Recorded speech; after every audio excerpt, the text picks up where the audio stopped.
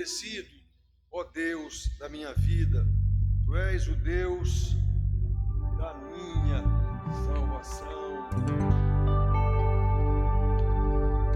Seja engrandecido, ó Deus da minha vida, Tu és o Deus da minha salvação. És a minha rocha, a minha segurança, meus lábios sempre te exaltarão. Aleluia, te louvo, pois sei que sobre todos és Senhor. Aleluia, te louvo, pois sei que sobre todos és Senhor.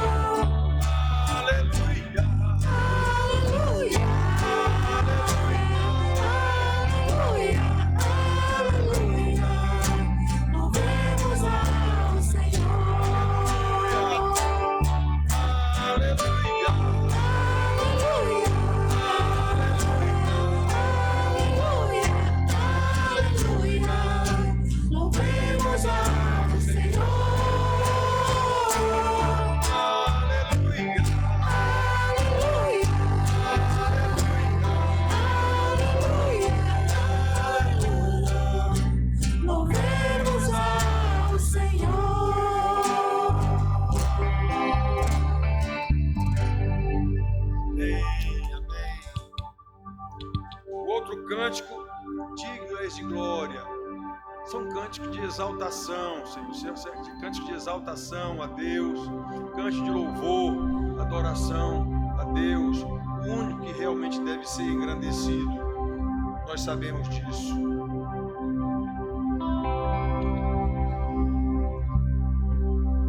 Digno és de glória.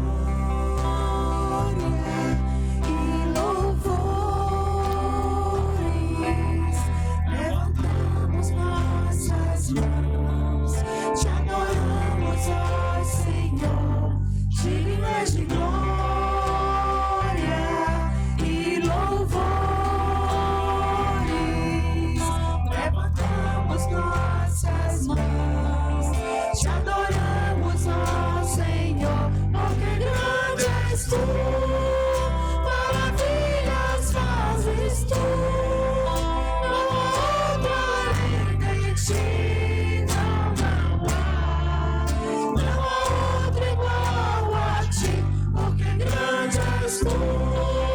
Maravilhas fazes tu, não há outro além de ti, não há outro igual a ti. Digno és de glória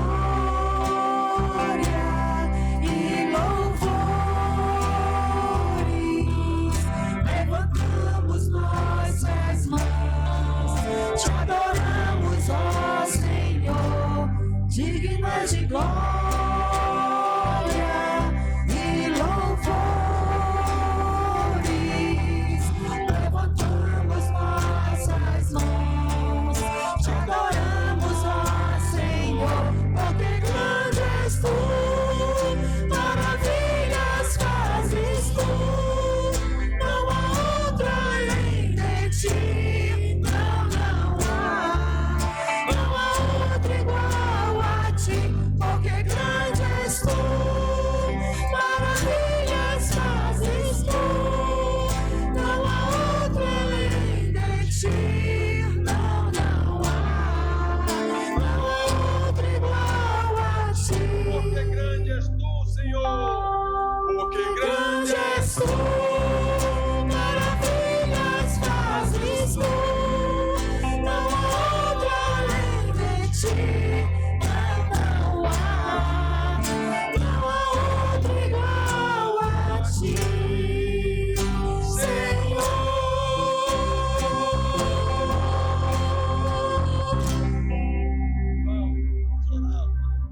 Coisa linda, porque grande és tu, Senhor. Coisa boa estar na tua presença, Pai. Estamos reunidos aqui na tua casa, Senhor, cantando hinos a ti, para escutar a tua palavra. É um privilégio, Pai, participar desse momento. Fica conosco durante toda essa noite. Que o Senhor que o nosso pastor possa passar uma mensagem para todos nós e que cada um receba da melhor forma. É assim que te peço, que te oro, em nome de Jesus. Amém. Amém, amém e amém. Ensinamentos de Jesus para uma vida piedosa. Ensinamentos simples que acontecem no dia a dia da gente. Ensinamentos de Jesus para uma vida piedosa. Aí nós vamos ler Mateus 6, de 1 a 8.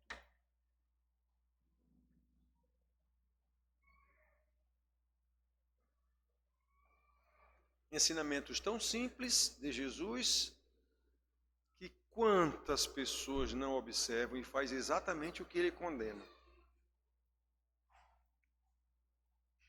Mateus 6, de 1 a 8.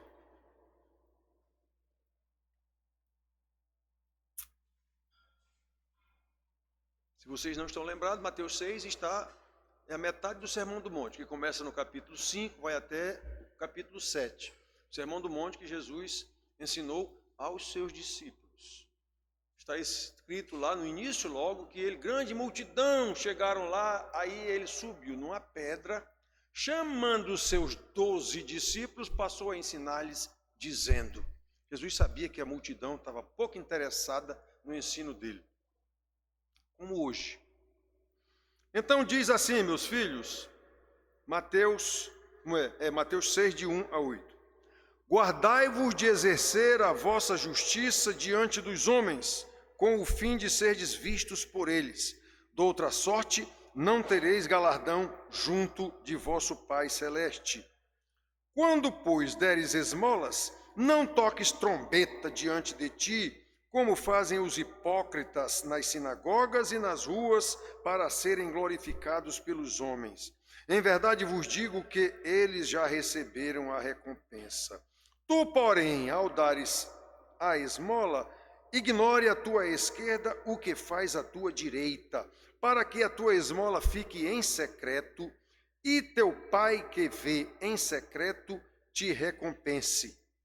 E quando orardes, não sereis como os hipócritas, porque gostam de orar em pé nas sinagogas e nos cantos das praças, para serem vistos dos homens.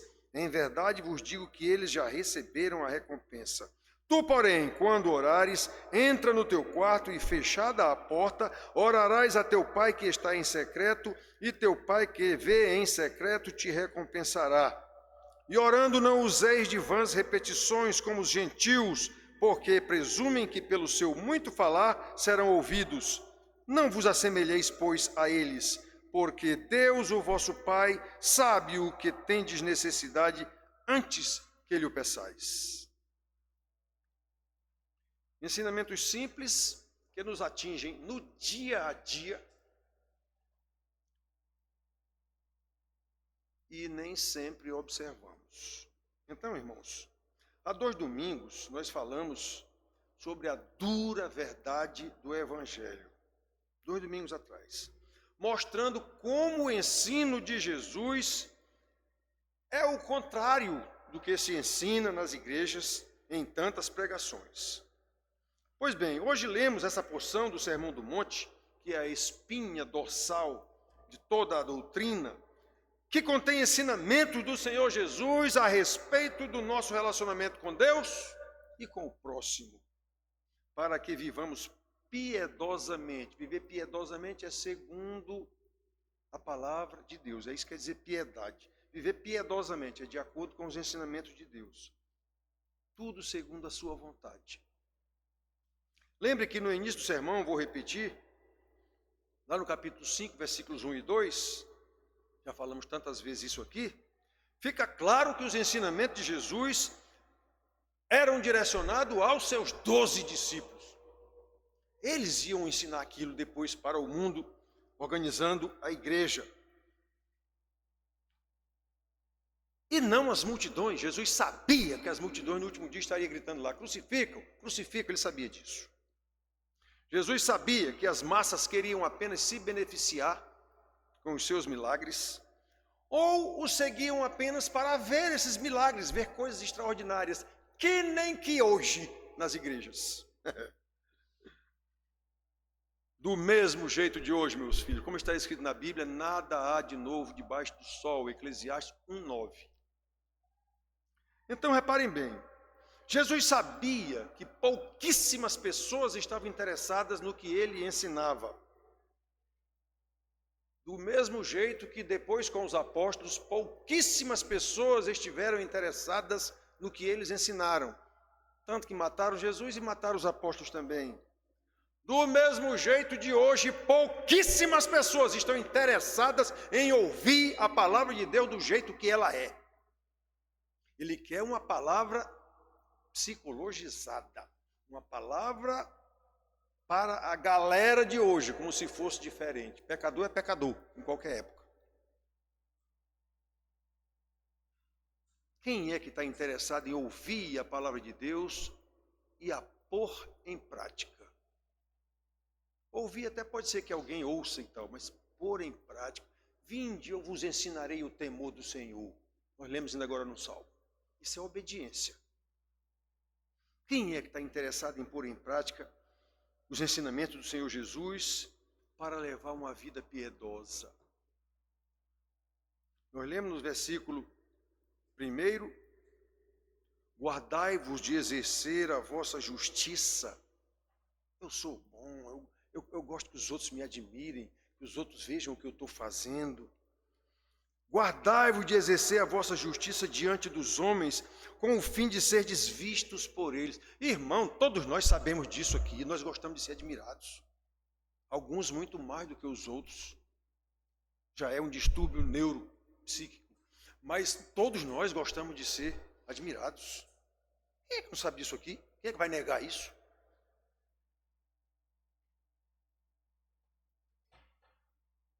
Ensinamento do Senhor Jesus: guardai-vos de exercer a vossa justiça diante dos homens, com o fim de serdes visto por eles. De outra sorte, não tendes galardão junto do vosso Pai.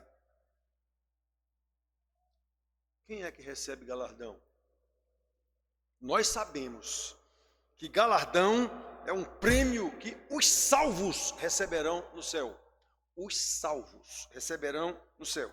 Logo, concluímos, sem nenhuma dúvida, que o ensinamento de Jesus era dirigido aos seus discípulos. Apenas aos seus discípulos, que ele mesmo escolheu. Mateus 10 está lá dizendo que ele ensinou, que ele chamou os 12 discípulos que ele mesmo escolheu, cujos nomes são. Tem lá os nomes de todos eles. Jesus ensinava, era dirigido aos seus discípulos ou aos que são salvos. Versículos 2-4. Quando, pois, orardes, quando, pois, deres esmola, ele já está tendo como um princípio de que os crentes dão esmolas, ou os discípulos dele dão esmolas. Então ele está dizendo, quando vocês derem esmola, não toque trombeta diante de ti, como fazem os hipócritas. Quem eram esses hipócritas que ele chamou de hipócritas tantas vezes? Capítulo 23 de Mateus, ele chama ele de hipócritas 20 vezes, sei lá quando. Eram os fariseus, os escribas, os pastores da época dele. Os pastores da época dele. Alguma diferença dos pastores de hoje para os pastores daquela época? Claro que não. Claro que não. Então, não toques trombeta, como fazem os hipócritas nas sinagogas e nas ruas, para serem glorificados pelos homens. Em verdade vos digo que eles já receberam a recompensa dele. O que era que eles queriam? Não era admiração da plateia? Já conseguiram o que eles queriam. Não tem mais nada no reino dos céus para eles. Palavrazinha boa de Jesus, não é? Tu, porém, ao dares esmola, ele já sabia, o discípulo dele é alguém que vai viver de forma piedosa, cumprindo o mandamento de Deus. Ele vai dar esmola aos necessitados. ignore a tua esquerda o que faz a tua direita. O que é isso? Ninguém tem que saber. Nem a tua esquerda tem que saber o que deu a tua direita. Ninguém tem que saber que você deu esmola. Irmãos, o Senhor Jesus estava ensinando aos seus primeiros discípulos, que Ele mesmo escolheu, repito, como eles deveriam agir como eleitos de Deus, vivendo piedosamente para receberem o seu galardão lá no céu, que é natural isso. Na sequência do texto, nós podemos ver que o Senhor Jesus tem como certo o fato de que os salvos serão pessoas bondosas, os salvos darão esmola. Ele apenas orienta como é que vocês devem fazer isso para não fazer iguais os pastores de vocês da época. Também serão pessoas que manterão um relacionamento íntimo com Deus através da oração, tanto que nós lemos também o início do ensinamento dele sobre a oração aqui, 5 e 7. E quando orardes, não sereis como os hipócritas, os fariseus deles, os pastores deles, porque gostam de orar em pé nas sinagogas e nos cantos das praças para serem vistos pelos homens. Em verdade vos digo que eles já receberam a recompensa. Tu, porém, quando orares, entra no teu quarto e, fechada a porta, orarás a teu pai que está em secreto, e teu pai que está em secreto te recompensará. Irmão, Jesus sabia que isso devia ser uma prática corrente, digamos assim, na vida dos salvos. Nós vemos isso. Aí podemos ver, Jesus estava falando para pessoas que ele sabia que eram salvos, que devem agir assim. Então, olha o que eu digo, eu às vezes inverto a coisa. Então, a gente pode deduzir aqui também, com uma conclusão lógica, que as pessoas que não têm essas características, que ele diz aqui, quando deres esmola, faça calado, não precisa ninguém saber disso, Deus sabe. Quando orares, não precisa tu ficar de pé, levantando a mão para todo mundo te ver. Jesus sabia disso. Então, olha só, Jesus está falando com pessoas que ele sabe que são para agir assim. Então, a gente pode deduzir claramente que as que não agem assim não são salvas. As que agem querendo aparecer não são salvas. As pessoas que não têm essas características que Jesus está ensinando aqui para os eleitos dele, não são salvos. Não tem como deduzir outra coisa aqui. Podem até vir a ser, aí não é da minha conta. Por isso, Jesus ensina aos seus discípulos como essas duas atitudes devem ser desenvolvidas no dia a dia deles, de forma piedosa, pelos salvos, segundo a vontade do Pai, como ele sempre fala aqui no Pai. Os salvos devem dar esmolas praticando a bondade de Deus, desde lá da lei de Israel, está lá dizendo como é que eles têm que dar esmolas. Os dízimos daquela época lá da lei, uma das finalidades dos dízimos era dar esmola para quem precisasse, para estrangeiros, para órfãos, para viúvas. Era uma das finalidades dos dízimos lá do Velho Testamento, dar esmolas. Deus sempre mandou os que têm cuidarem daqueles que não têm. Por quê? Foi ele quem deu para o que tem, e foi ele que não deu ao que não tem, para esse que tem ajudá-lo. Exatamente para Deus exercer e exercitar a piedade dele. Para nos ensinar.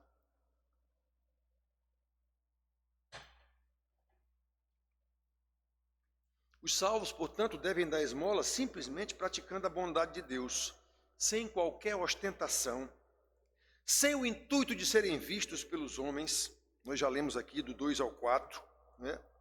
A intenção natural do homem pecador é buscar reconhecimento, é buscar admiração, elogio dos outros. Repito, e vocês sabem disso. Quantas vezes vemos pessoas que ajudam os pobres, mas chamam a equipe de televisão para filmar o evento? Até mesmo igrejas nossas. Eu fiquei abismado um dia quando um pastor de uma igreja das nossas mandou um convite para mim para ir lá no evento que ele fez lá no bairro dele. Aqueles eventos que a TV faz, que os políticos fazem, cortando o cabelo de quem tinha cabelo grande, obturando o dente, ações sociais, né? Eu digo, eu não acredito num negócio desse. Pois é. Então, reparem bem, até as igrejas estão fazendo mutirões de ação social nos bairros pobres, com o intuito claríssimo de fazer prosélitos. Eles querem apenas aumentar a freguesia na igreja deles. Como Jesus conhece a nossa natureza, ele ensina que ao fazer o bem, nós não temos que aparecer. Tua mão esquerda não saiba o que a tua direita fez. Quem precisa aparecer é aquele sobre quem nós estamos falando, se for o caso, ou aquele de quem nós estamos dando testemunho. Estamos fazendo o que ele mandou. É ele que tem que aparecer e não nós. Meninos, hoje de manhã nós falamos isso. O testemunho de vida da gente. Não precisa você pregar, quem prega é pregador. Você tem que saber o que falar para outra pessoa quando ele lhe perguntar: por que tu és assim? Tu é diferente. Aí você tem que saber dizer por quê. Nos versículos 5 a 7, nós já lemos aqui também, o Senhor continua jogando luz sobre intenções obscuras dos hipócritas nas suas orações públicas. Como podemos ver, a oração aqui ensinada pelo Senhor Jesus, eu já falei isso aqui para vocês várias vezes. Já houve gente que deixou a nossa igreja porque aqui não tem reunião de oração. E eu gosto de reunião de oração. Vai ver que ela não ora em casa. Ela quer vir orar numa reunião de oração. Já teve gente que saiu daqui porque aqui não tem reunião de oração. Eu ensino a gente a ser pessoas de oração e não de reunião de oração. Ore. É você que tem que orar. Não se preocupe com os outros se estão orando ou não estão. Você, ore. Se precisar de alguém para orar com você, oração, detalhe, num caso desse, é oração específica. É algum problema específico, é alguma causa específica. A oração aqui ensinada pelo Senhor Jesus é um momento de conversa íntima com Deus. Conversa a sós com Deus. É um momento de profunda intimidade com Deus, a ponto de Jesus dizer: vai para o teu quarto, te tranca lá no teu quarto para conversar com Deus. Ele vai te ver. Tu não tem que estar de mão para cima numa congregação. Eu já vi coisas absurdas em ditas reuniões de oração. Coisas absurdas. Digo, meu Deus, como é que essas pessoas não percebem que quem está comandando esse negócio aqui é Satanás? Reunião de oração de igreja.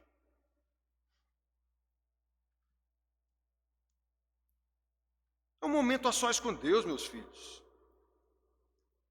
Como foi que Jesus orou nos seus 3 anos com os discípulos? Bora ler os evangelhos. Todas as vezes que ele ia orar, ele se afastava dos discípulos para orar sozinho. Jesus nunca fez uma reunião de oração com seus discípulos. Reunião de oração, Jesus nunca fez. Ele mandava orar. Vigiai e orai, para que não entreis em tentação.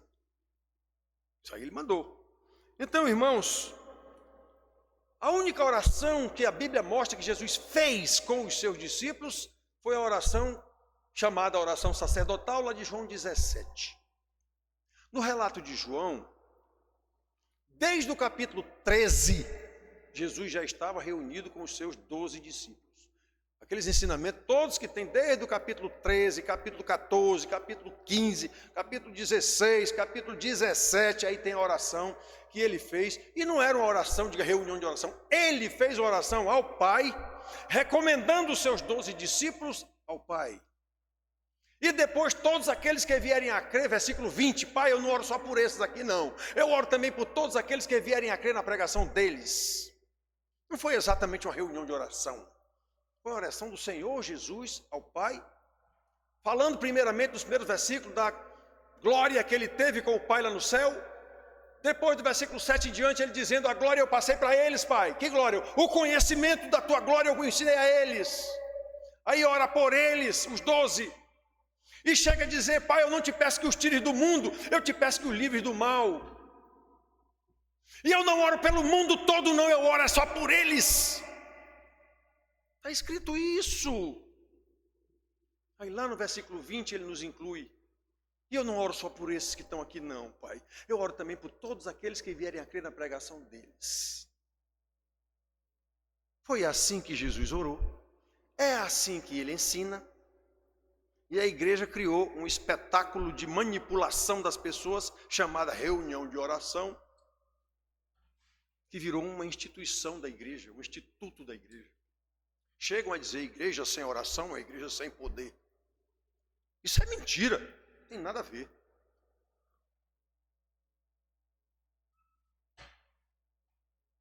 Isso é ideologia criada pela própria igreja para engrandecimento do clero.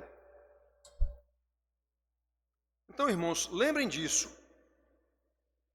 A oração que Jesus fez junto com os seus discípulos foi apenas essa, numa reunião que não era reunião de oração, era reunião de ensino. Ele estava ensinando aos seus discípulos, ele estava se despedindo deles.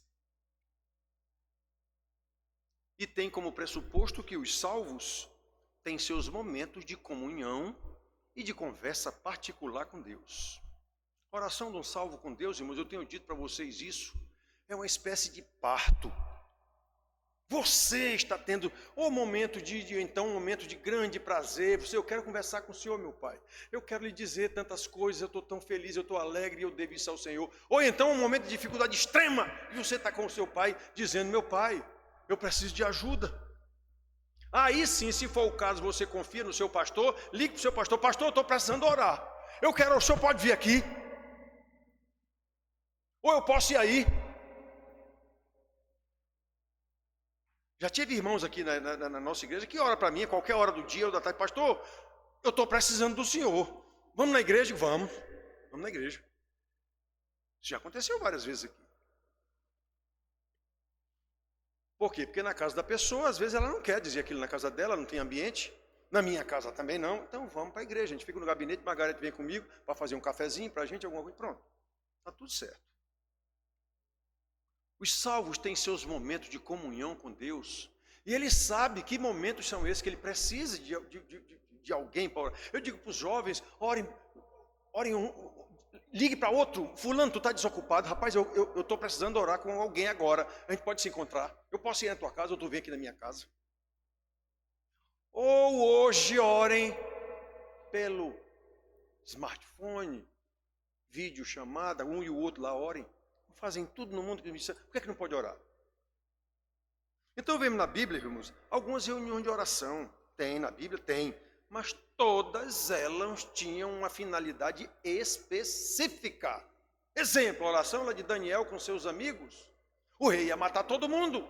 Eles, inclusive, vão pedir orientação a Deus. Foram, eles 4 lá orar para pedir orientação a Deus. Deus deu revelação a Daniel. Eles não tinham uma reunião de oração, não. Cada um deles orava na hora tal, conforme a lei de Moisés. Outra reunião de oração, o povo perseguido lá em Atos.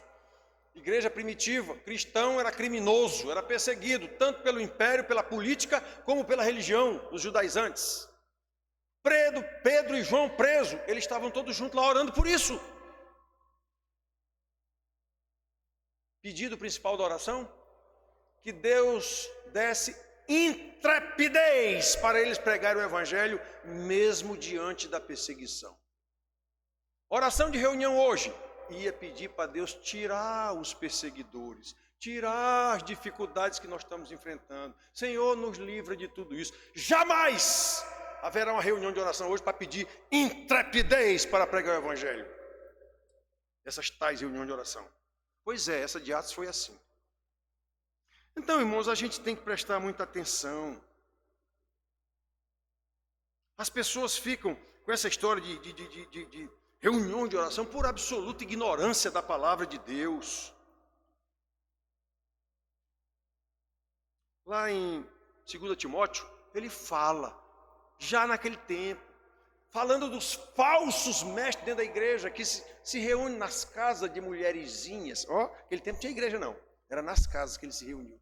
Se reúne nas casas de mulherzinha carregada de paixões, cheia de sofrimento com o marido, com o filho, com não sei o que, problema que ela mesmo criou. Aí eu quero reunir oração. Aí ia lá o falso pastor orar com elas e está escrito lá, mulherzinhas carregadas de paixões que aprendem e jamais conseguem chegar ao conhecimento de Deus. Já existiam essas reuniões de oração falsas desde o tempo dos apóstolos. Essa reunião de oração, repito, viraram uma instituição, um instituto da igreja, se transformaram numa espécie de atração em si mesmas. Eu já fui em algumas aqui só para conhecer. Eu não fui lá participar de oração de ninguém, não. Eu fui só conhecer. E chegava lá e digo, meu Deus do céu, Que é isso? Esse povo pensa que é crente. Com um pastor lá manipulando todo mundo, claramente. Quase sempre, pastores psicólogos. Então, irmãos, nós vemos essas reuniões que foram transformadas numa espécie de atração em si mesma. Há algumas aqui na capital que são conhecidas. A reunião de oração na casa da irmã tal. Tem uma que é até num consultório médico. Quando termina o expediente da doutora, ela reúne lá meio mundo de gente para fazer. Isso é famosa aqui na capital. Já fui lá.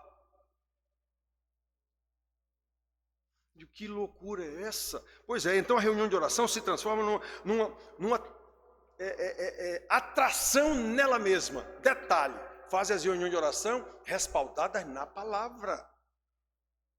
Mateus 18, 20. Onde houver 2 ou 3 reunidos em meu nome, ali eu estarei no meio deles.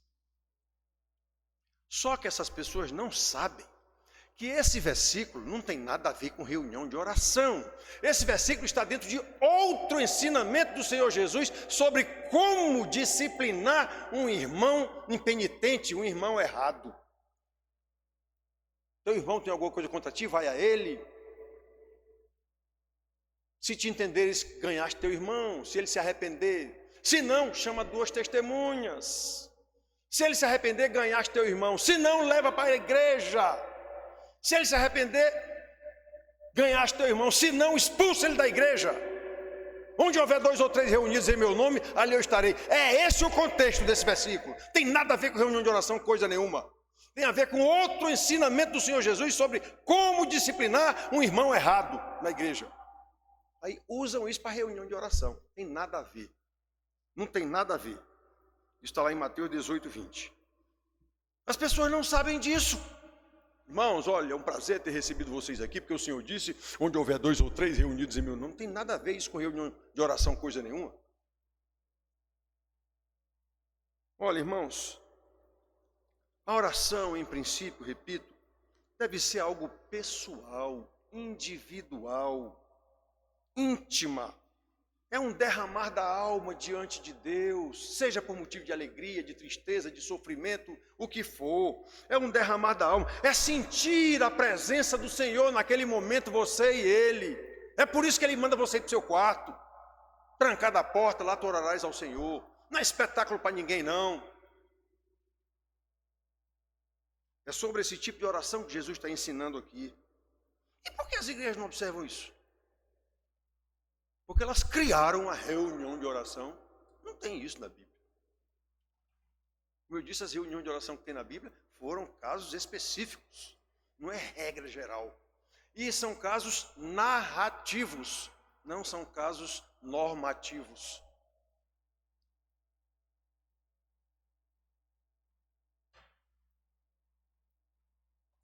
Claro que as orações comunitárias, como nós oramos aqui, Val, às vezes Alex, às vezes Jane, eu. Claro que as orações comunitárias, numa situação dessas, orações públicas, aliás, através dessa oração, pode estar sendo transmitido algum conhecimento, ou alguma graça, ou alguma bênção, ou até alguma advertência de Deus aos ouvintes. A oração do irmão, eita, me tocou aqui essa parte. Essa parte da oração me tocou. Então Deus usa isso.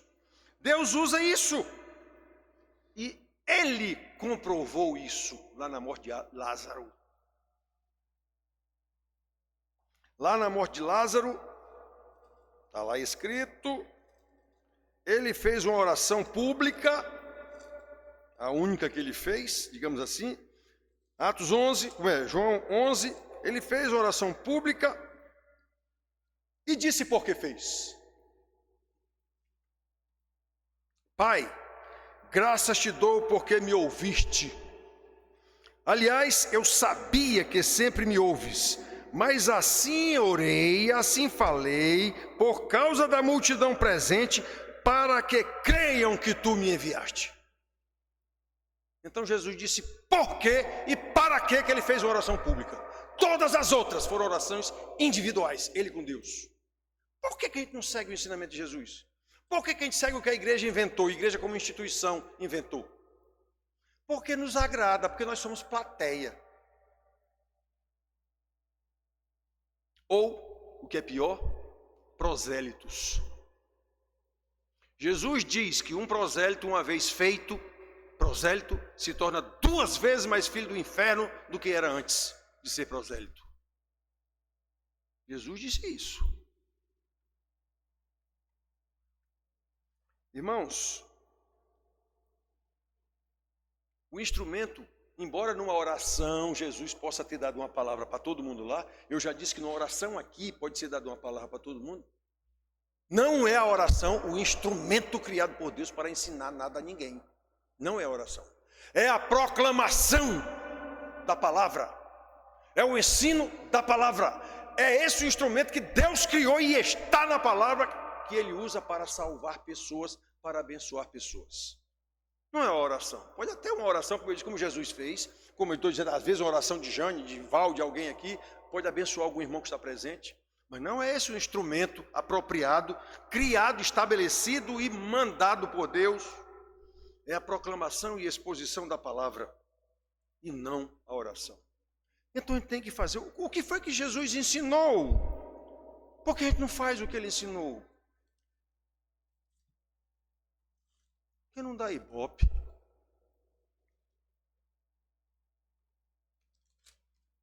Eu quero que todo mundo veja a esmola que eu dei, a festa que eu fiz. Aqui a igreja vai fazer um café, chama os meninos do bairro, da favela, colar todo mundo. Quando eu cheguei aqui era assim. Tinha um café da manhã aqui todo domingo para a meninada, a molecada da favela que tem ali, 3 ruas para trás. O que era que o pastor queria? Prosélitos. Ele matriculava todos esses meninos como membro da igreja, tudinho. Era tudo, eles, os pais dele, todo mundo vinha aqui tomar um café da manhã de domingo e ele fazia um sopão num determinado dia aqui. Também estavam todos aqui, eram todos membros dessa igreja. Quando eu cheguei e acabou o café da manhã e o sopão, não ficou um. Nenhum. Irmãos queridos, como o Senhor Jesus nos conhece, como Ele conhece a nossa natureza, Ele ensina que ao fazer o bem, nós não temos que aparecer. Quem precisa aparecer é Ele, repito. O Senhor sabe qual é o instrumento apropriado para ensinar uma pessoa, não é a oração coisa nenhuma. Como é bom aprender, estudar e aprender a palavra de Deus. Como é bom estudar e aprender a palavra de Deus. Irmãos, eu digo para vocês, testemunho meu. Olhe, cada coisa que quando estou estudando, eu aprendo. Me enche de alegria por ter aprendido, mas tem muitas coisas que eu aprendo que eu fico morrendo de medo. Temor de Deus. Digo, meu Deus, eu não tinha observado isso aqui ainda.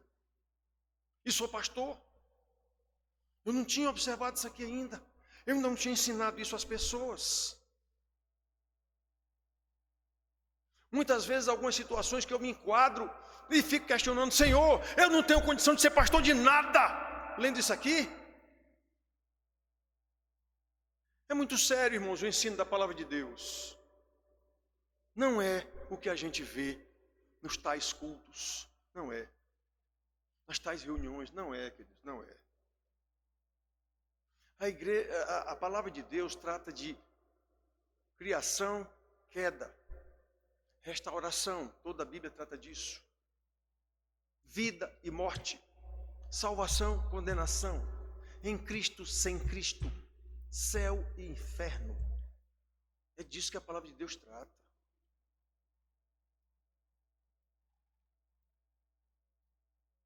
Nós precisamos aprender a palavra exatamente para não nos deixar levar por todo o vento de doutrina, como Paulo ensina lá em Atos, em Efésios 4, de 11 em diante, que Deus deu à igreja o dom a alguns de pastores mestres, para que eles ensinem, para que esses irmãos não se deixem levar por todo vento de doutrina, feito criança que se engana com pirulito, mas que cresçam no conhecimento do Senhor, alcançando uma estatura do varão perfeito que é Cristo. Para que isso está escrito na Bíblia? Com o que a gente vê nas igrejas. Para nada. Só para o dia de juízo.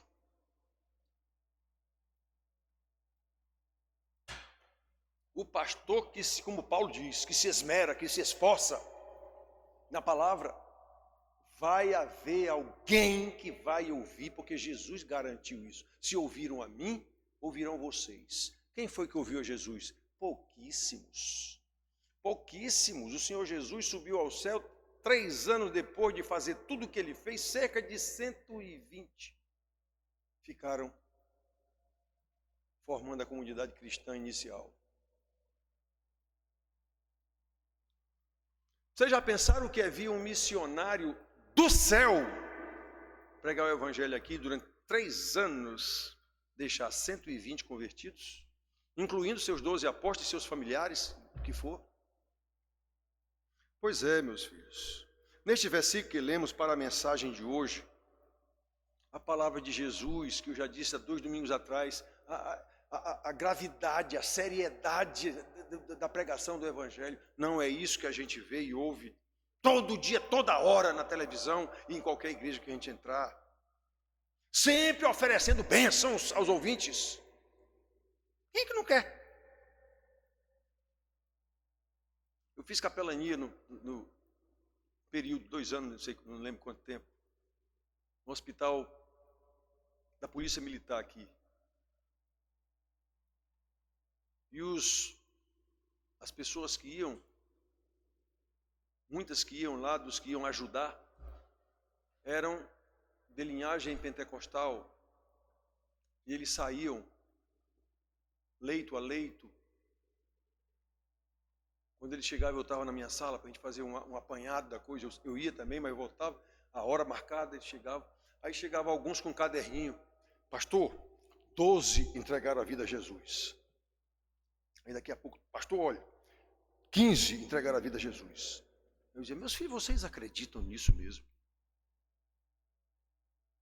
Eu dizia para eles: vocês acreditam nisso mesmo? Meu amigo, um cara que está num hospital público,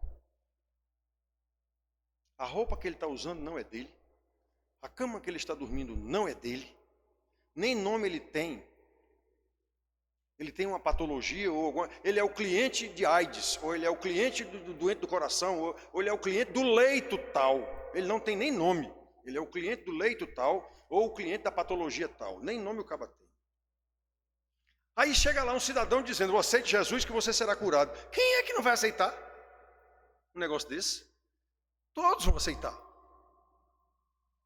E eu dizia para ele: meus filhos, vocês acreditam mesmo que essas pessoas entregaram a vida para Jesus? Não, pastor, eles fizeram a oração de entrega. Eu digo: mas é muito fácil, essa salvação de vocês é muito fácil. Precisava Jesus ter vindo morrer numa cruz aqui. É muito fácil esse negócio. Então a gente tem que saber o que é que a Bíblia ensina, qual é a seriedade do ensino bíblico. Não é negócio para atrair multidões, não. Nesse versículo que lemos, o ensinamento de Jesus é para que evitemos qualquer tipo de autopromoção, qualquer tipo de autolouvação. Por isso, tanto ao dar esmola, Jesus ataca 2 erros graves que acontecia na época deles com os pastores de Israel. Ele ensina então que ao dar esmola ou ao orar, não queira aparecer. Ele ensina como é que se age, que atitudes deve ter uma pessoa piedosa para ou dar esmolas ou orar. E ele ensinou isso, está implícito que era para pessoas que têm isso como práticas comuns na vida. Só que com o ensino de Jesus a gente tem que saber como é que a gente faz isso. Não é como a igreja. Vamos fazer aqui no bairro, distribuir comida ali, não sei o quê. Vamos lá na praça fazer um negócio e arranjar gente para vir para a nossa igreja. Não é isso.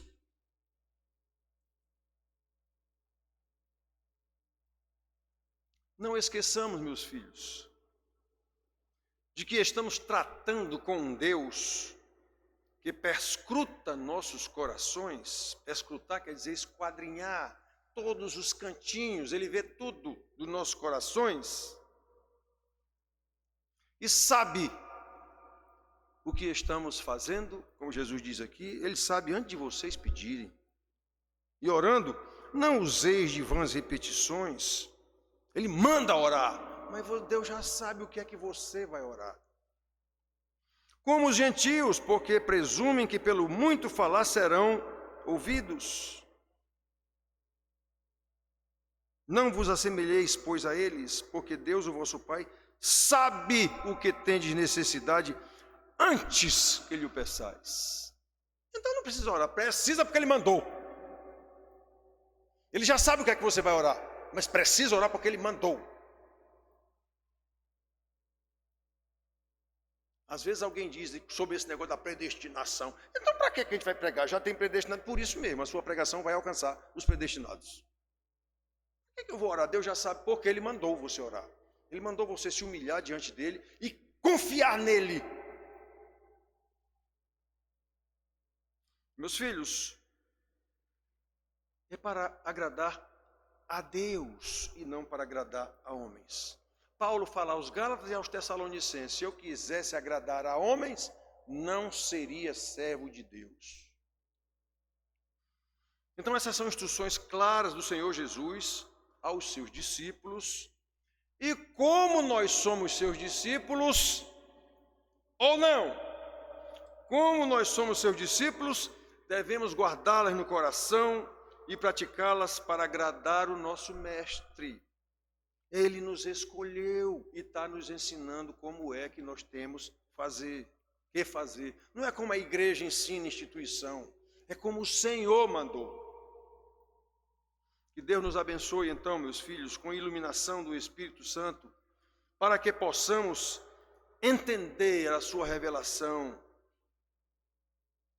para que possamos fazer a sua vontade com esforço. Nós temos que nos esforçar para obedecer. Ninguém gosta de obedecer. A fim de que vivamos, eu vou lhes ensinar o temor de Deus, o salmista disse. Para que vivamos piedosamente no temor de Deus, para que o seu nome seja glorificado em nós e, consequentemente, através de nós. Louvado seja Deus. Amém.